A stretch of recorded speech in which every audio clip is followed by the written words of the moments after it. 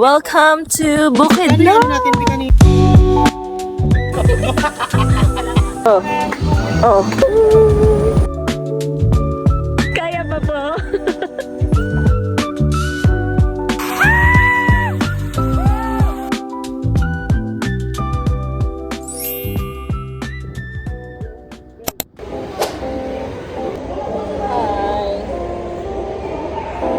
Punta na sa boarding gate.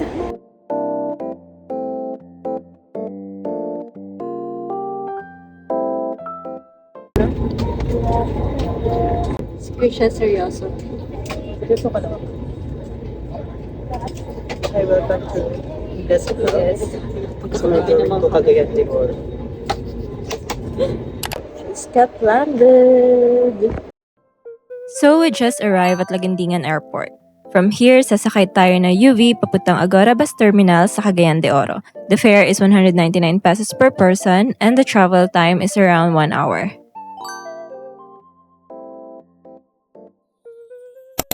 Right here at Jollibee. Grabe, nung hilo kami ni Melvin sa biyahe. Muntik ng masuka. Kisha, hindi ka nahilo? Hindi ka nahilo? Sanay. Sanay na. Parang iba yung ano eh. Parang ang ilit sin... Ganun. Gano'n sa likod, B. Ano?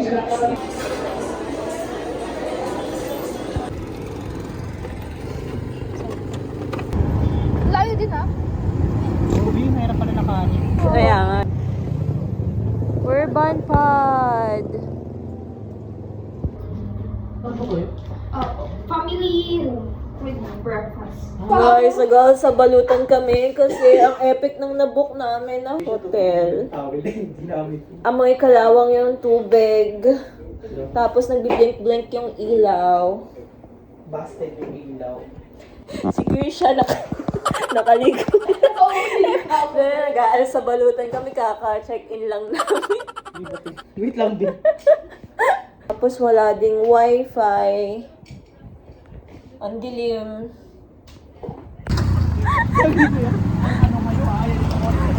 Krisha. Nagpunta dito para magbakasyon, hindi pahirapan yung sarili. Napaka-epic ng galang ito ah.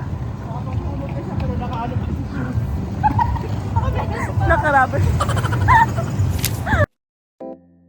So we're here at Rich Manor Hotel, which is just a walking distance from our first hotel. After our bad experience at the first hotel, we got a full refund, so we decided to use it to book a room here instead. Okay. So this is our new room. Tabi ko. Tignan yan yun, may ano sa ilalim. Hindi siya ganun kalaki. Pero okay na. Tag-isa kami ng bed. We got this room for 1,500 pesos for one night and tomorrow pupunta naman kami sa Dahilayan. For breakfast muna kami, guys. Oh! May tulog ba? Ayan. Wala. Lalabas kami para mag-breakfast. Kasi ayaw ni Melvin dito sa restaurant. Gusto niya sa labas. Gusto niya sa tabi-tabi kami para tipid.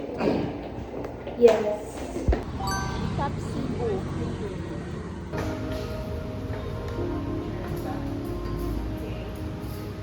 It's our breakfast, guys!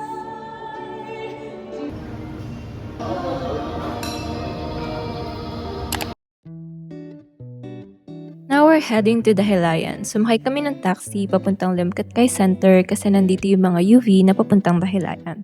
The taxi fare was only 63 pesos and the UV fare is 249 pesos. Also, the travel time from Limcatkay to Dahilayan is 1.5 hours. YouTube channel. May YouTube channel ko. Subscribe ka sa channel ko. Subscribe ka sa channel. O yung fresh lang.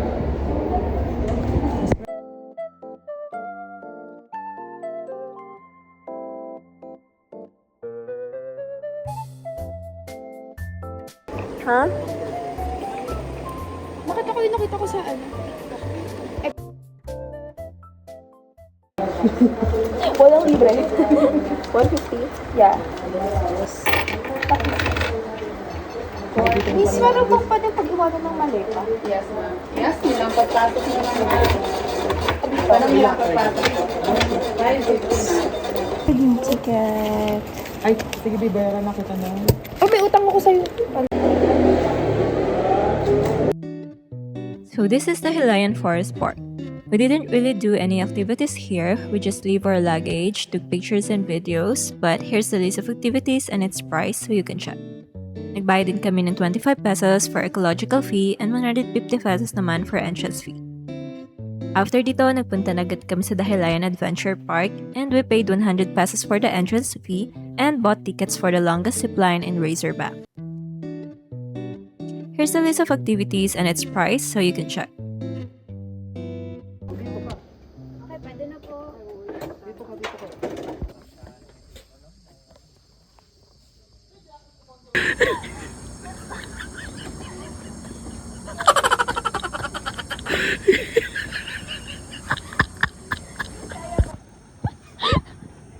Kaya pa po.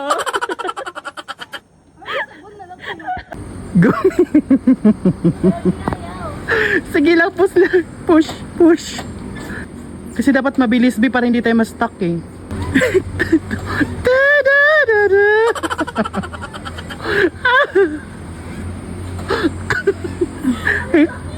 Hazel, si Ina.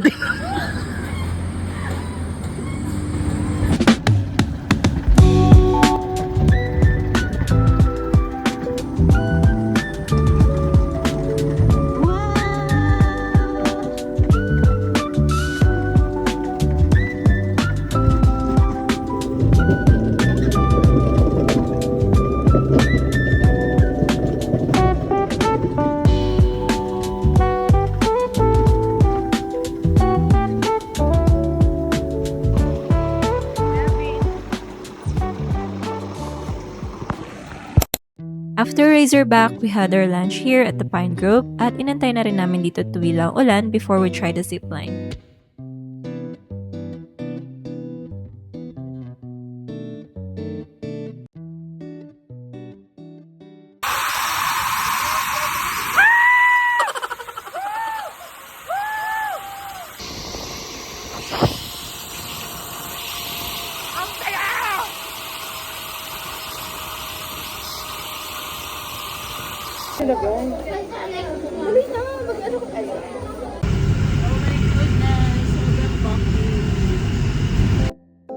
Next, we went to the Alpine Village. Meron pala sila dito mga shuttle that will take you around the different areas so you can just hop on whenever you need to.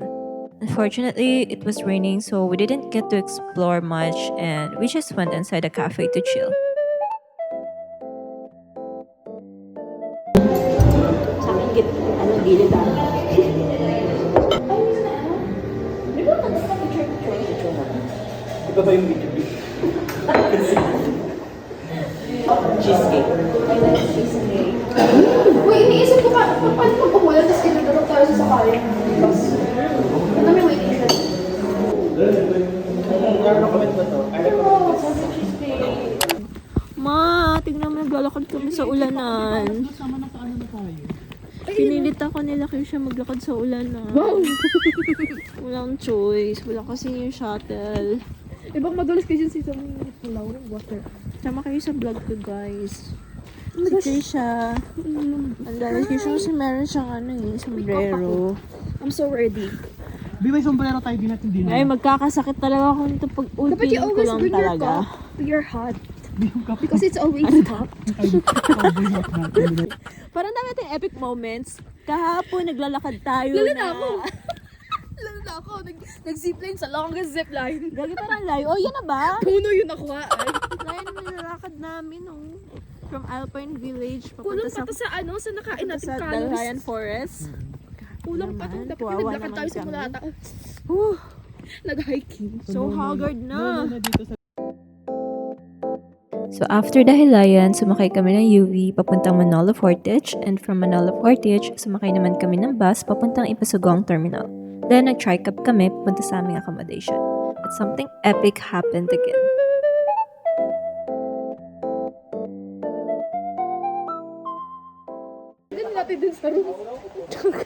Kaya nga. Ako si bigay tip. Sabi ko, ito po. Kasi ano, Guys, hinatid tayo pa loob. another epic moment. barbecue-han. We have Hindi ako another 20. epic moment. Mali ang pinaghatiran sa amin. Sa Downspad Hotel kami, pero dito kami dinala sa Paday Homestay. Perfect. Ay, okay na po.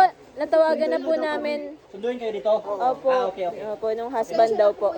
Okay naman, no problem. Okay. Another epic. Mag-aal sa, Epic, babayaran natin yung mag-aal sa balutan na naman kami. Parang since day 1 pa tayo nag-alas. Tapos umuulan pa. Akala ko papahinga na tayo. Gulat kami mali yung room. Kuwawa naman tong dalawang to. Sansang kasi nagpapahatid. Mali. Kawawa ako, nakalibong ako sa kalaw. Kailangan natin ng kalan. Sabi ko, oo. Yeah, di ba? Kaysa dun sa kanina, hindi ko feel. They have table. And this is their CR. Okay.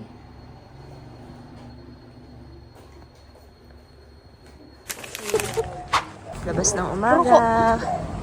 Para bili ng breakfast. Sa kawalan. Nakawalan.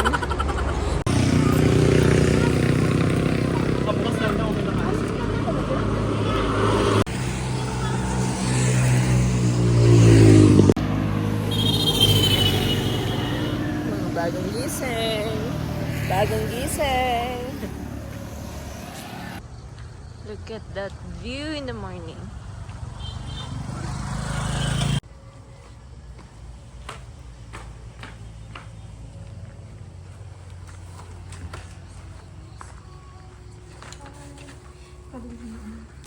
Breakfast. Ito, chef. Chef cook. May mainit Cooking na? scrambled eggs. breakfast na po si Ina. Good morning. Matigas pala today. Ito Hindi malambot. siya matigas. Ito matigas din. Okay, kain na. For our third day here in Bukidnon, we booked a day tour for our Impasugong tour. We paid 4,000 for 3 people and that's only for the transpo. Entrance fees are not included pero may pa-free drone shot sila. Our first stop was Communal Ranch and we paid 70 pesos for the entrance fee. So, nag-rent kami ng hut kay ate. 50 pesos per rent. 150 pag binili, guys. Kala mo talaga si Fisher ang manonood dito.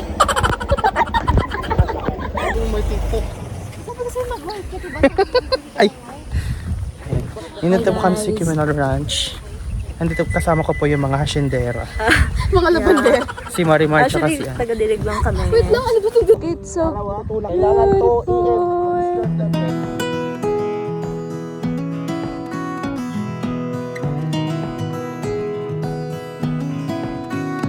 Mainit, guys. Buti na naman kaming cowboy hat.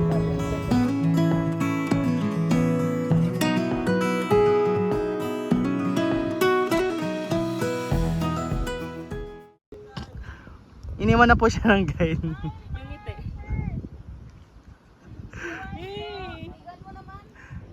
Ina. Tali ng aking friend, hasyendera ng Bukidnon.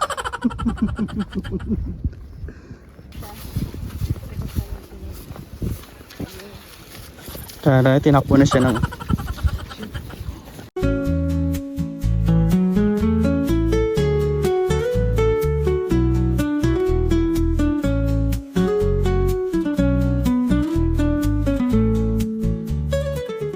So this is us after horseback riding. After horseback riding.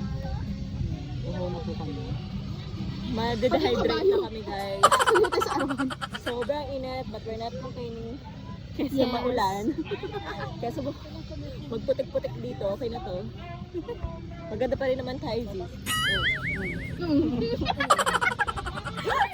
Kasi masaya siya. Ang tubigan dito, kuya. Sayo na, Melvin. Melvin, sayo na. Mga tubigan.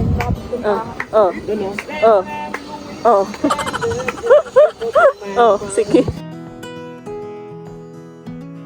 Grabe guys, wala akong masabi dito sa communal ranch kasi sobrang ganda. Ito yung sasabi nila na para ka na sa ibang bansa. Kung ano yung nakita niyo sa mga pictures and videos, ganun din talaga siya sa personal. And actually, parang kang nasa pelikula. In 3, 2, 1. Piling mo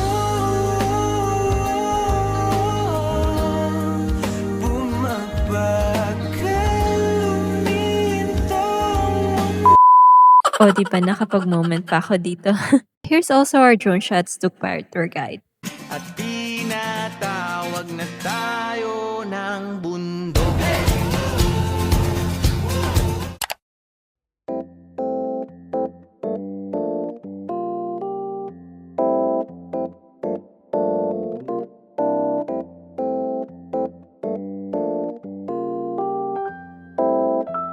Next stop is Roti Peaks. Entrance fee here is 350 pesos per person plus 50 pesos environmental fee.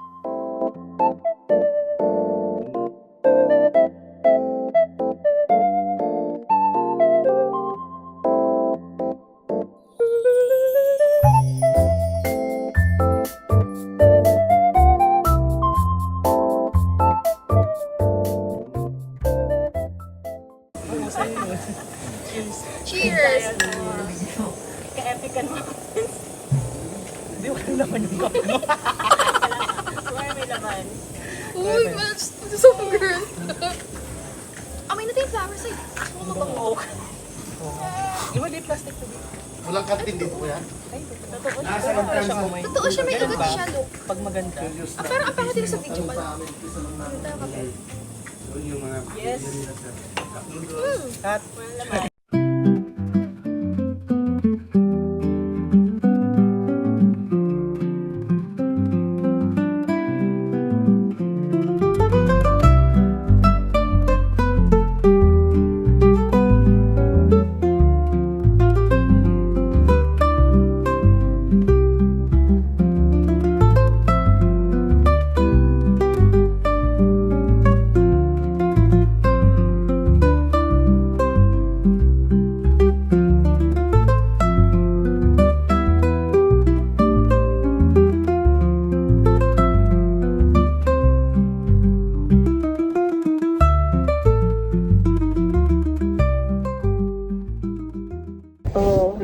So dito kami ngayon sa Roti Peaks. Yes! Gagi pa dito. Gagi, ba't ganito? We are very haggard na, guys. Look at us. This is us after. Hey! Okay, doon sa boys town. Ganda yung lighting dito, sis. Hindi siya mukhang oily. Grabe. Ito na, yung mukha natin na. Top, o, diba? Sarap ng salad.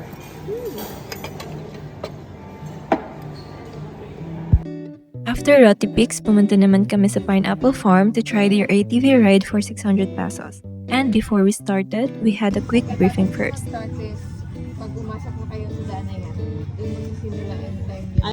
Ay, ubos na! Ubos na! Wala na nila, no? There yan. Thank you. Going to ride an ATV.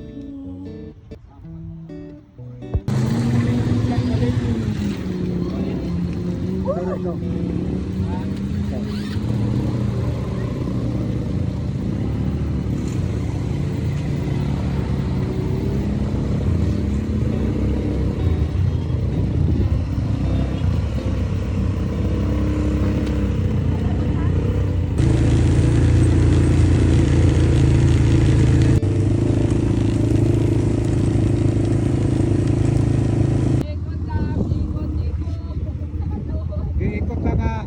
Yun, sige, go. Sige, go lang, go.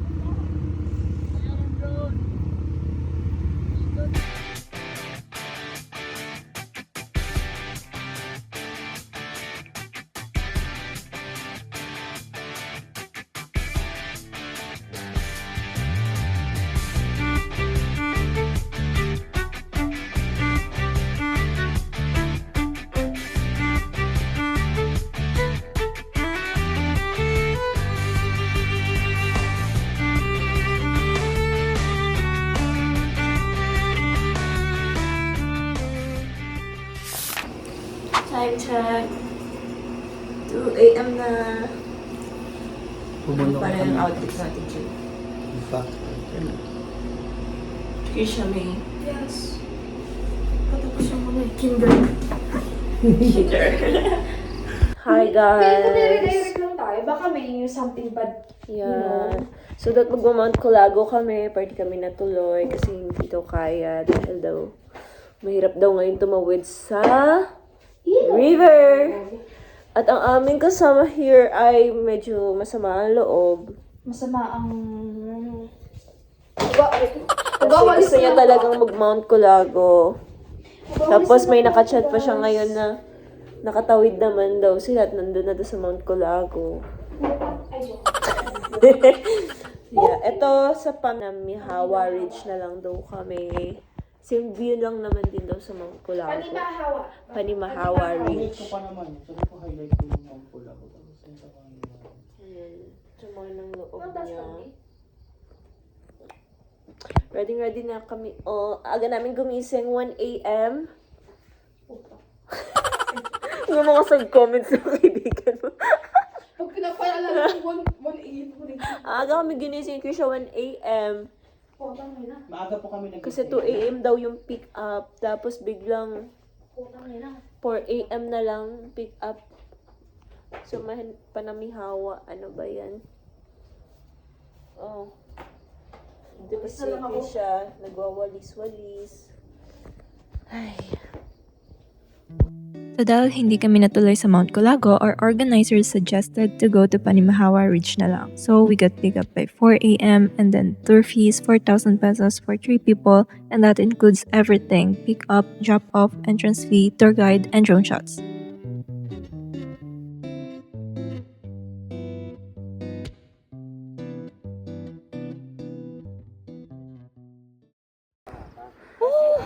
Friend kong pagod na pagod sa hinga naman. Yan yung second highest. Kung yung katabi niya, titignan dito, mas mababa.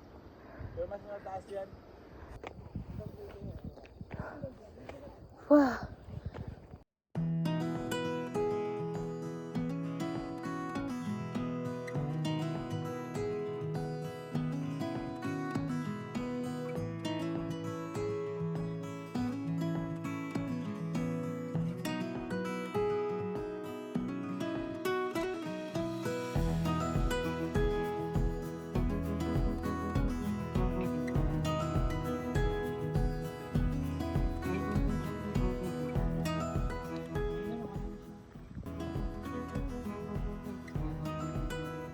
Pero kung putang madalas. Chill pa ka. Matatapilok.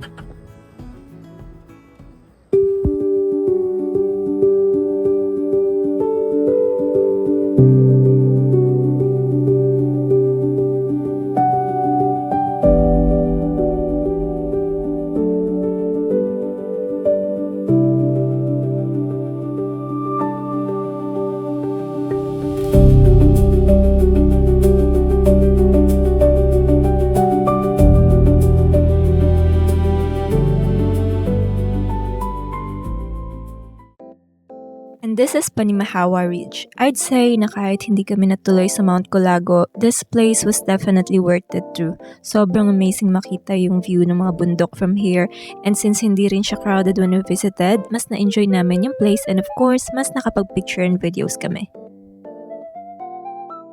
So after Panimahawa Ridge, we had a little side trip to Pineapple Farm. Then nag-drone shots yung tour guide namin habang nakasakay kami sa ibabaw ng pickup truck. Guys!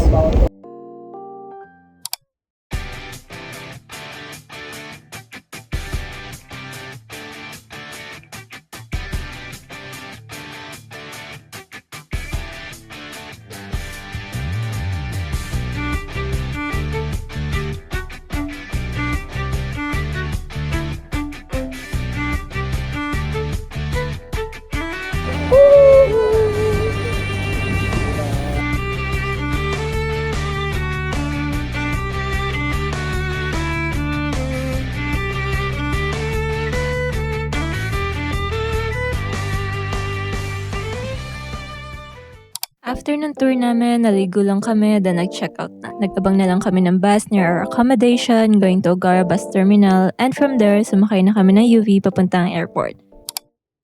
I would say Bukidnon is definitely one of the places in the Philippines that is absolutely worth visiting. So if you're looking for a peaceful and budget-friendly destination in the Philippines, definitely add Bukidnon to your list. Thanks so much for watching, and I'll see you on my next vlog.